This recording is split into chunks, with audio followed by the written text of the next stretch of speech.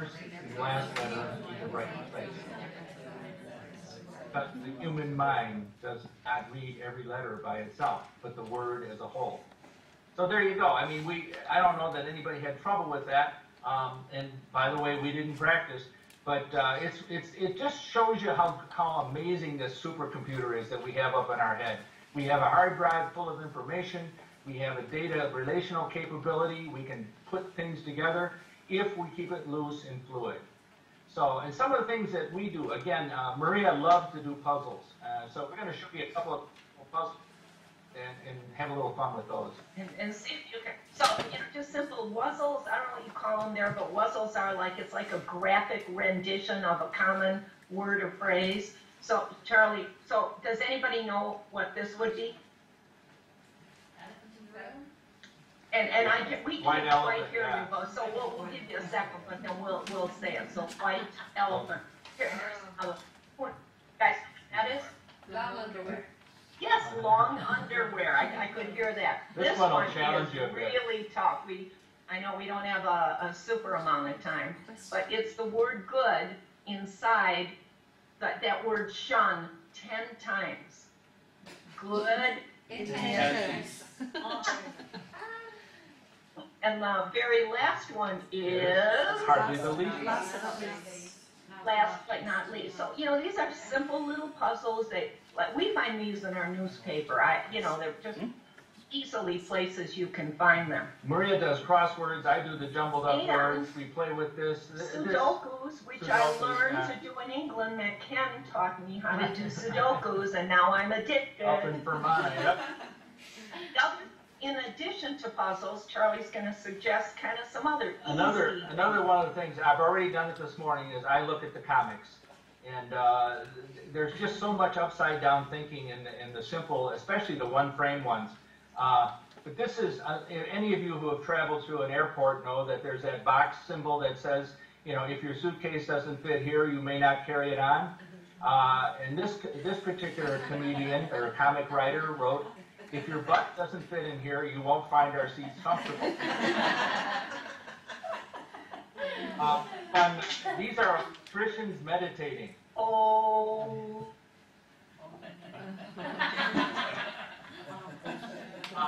Now here's one. This is this we like especially because of Barbie and our toy experience. We don't know if there's a lot of men in the crowd though, huh, Char? You might have to. Yeah, but anybody who has a Barbie doll knows that the Barbie does not bend at the knee.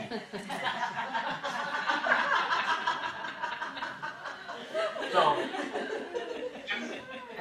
again, every morning I give myself a dose of this kind of upside down thinking. So it's a lot of fun. Okay, Maria, very quickly. The next thing we suggest is kind of practicing awareness. And I don't, you've probably seen this a million times, but just going to give you a quick second to see if you see a symbol in this FedEx logo. Oops. Oops. Okay. And the symbol is, see that white arrow between the E and the X? Oh my God. It's now try to make it go away. So what we suggest for awareness stuff is whether you're looking at somebody's logo or just kind of looking at a pencil like you've never seen it before, is to practice really just being aware of what's around you and looking at it, again, like you've never looked at it before. The other thing that we find is helpful is improvising. I put these picture of pots and pans there because cooking is one of the most improvisational things you can do any day. And I put the game Boulder Dash up because you're making up hilarious and bluffing kinds of definitions. So we do know how to do this kind of thing. If you don't believe that you're improvisational, think of the last time that you were running late for a meeting and all the wonderful excuses you came up with. Improv is in our bones, okay? The whole idea of the exercises is just to keep moving, keep the brain flexible and trying new and different things. And I think this fortune cookie summarizes it all. Many a false step is made by standing still. Then on the other side of the coin, we do a lot of brainstorming because we have to generate new ideas. Right now, we're not working in the toy industry so much. We're actually working on applications for smart devices. but we're using the same kind of thinking. And it really helps us to do what we call upside down thinking.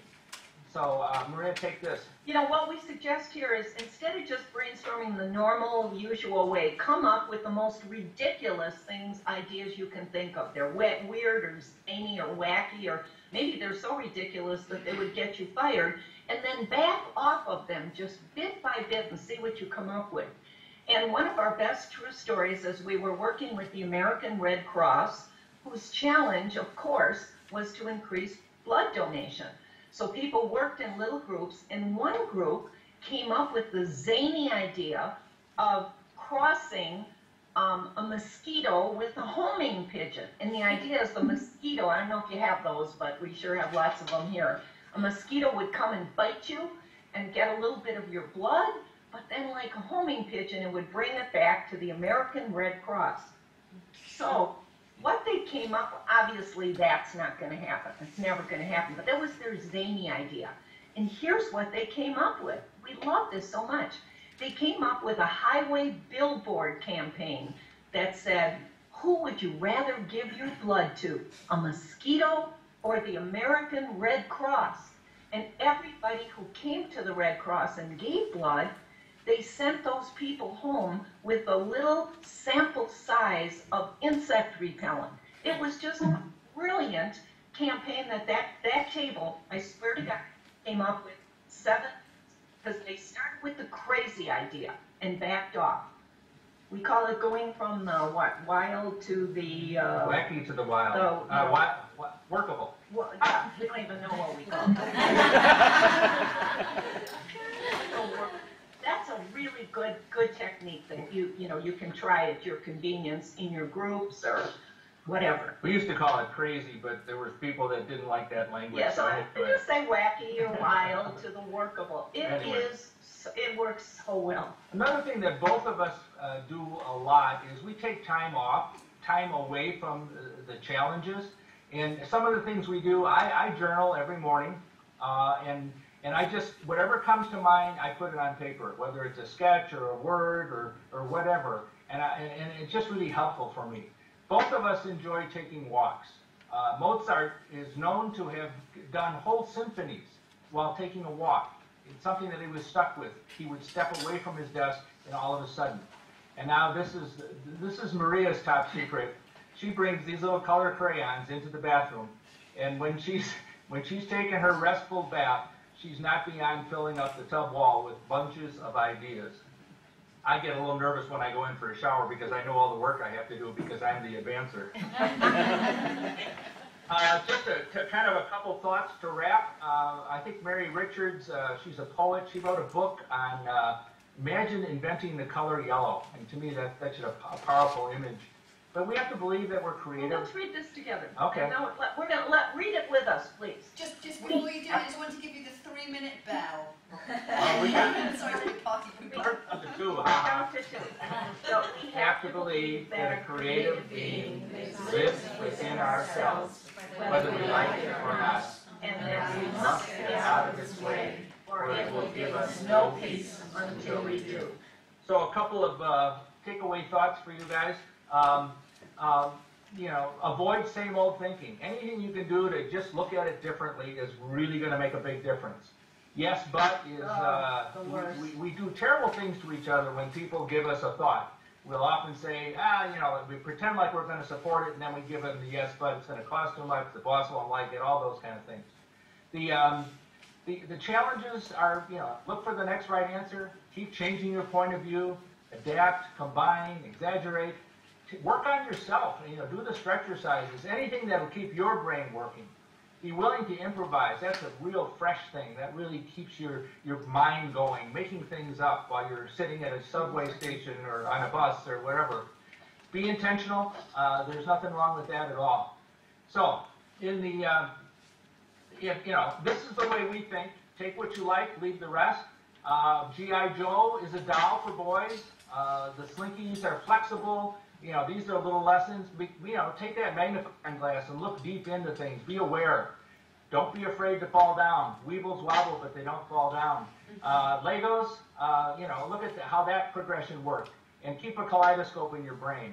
if you do all these things, I don't know if you have bumper stickers over there, but in the U.S. there's bumper stickers, little bromides on everybody's car. This is our favorite bumper sticker.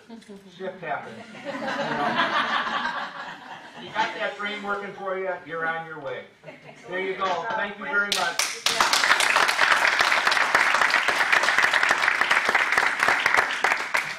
Charlie Maria, thank you, that was great. Questions for Charlie Maria? Yes.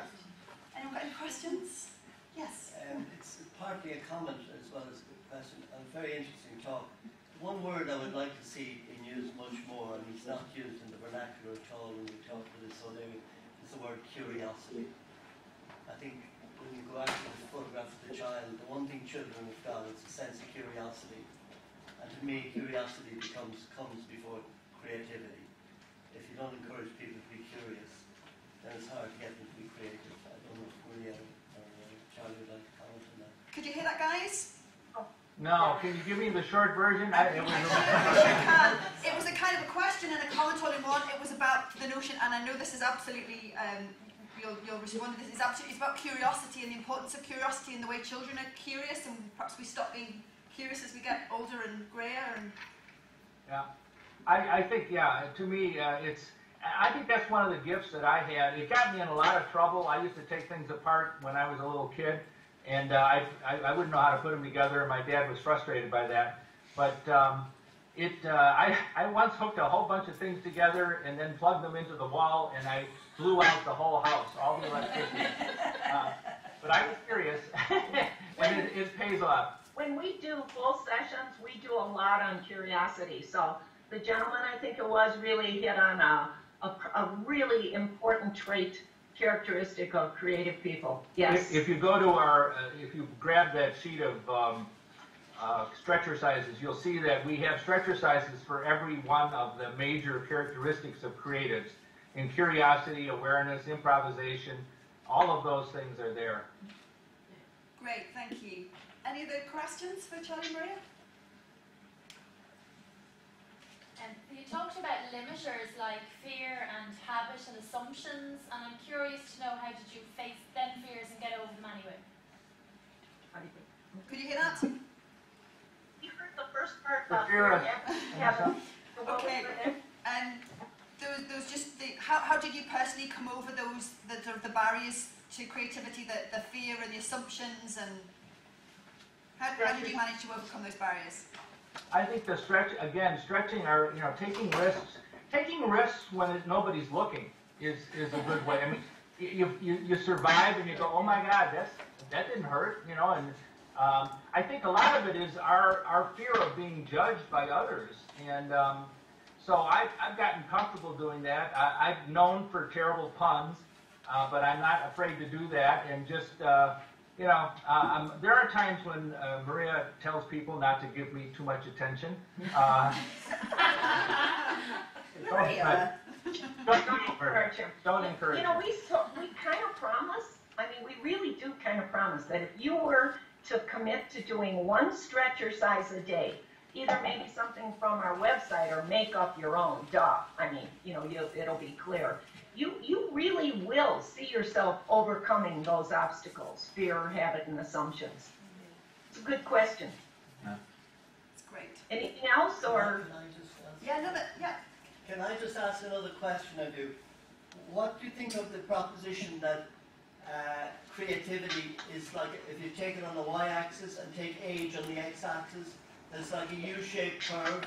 It's high at the beginning, comes down and goes back up as you get older, because as you lose social inhibition, you become more creative. Yeah.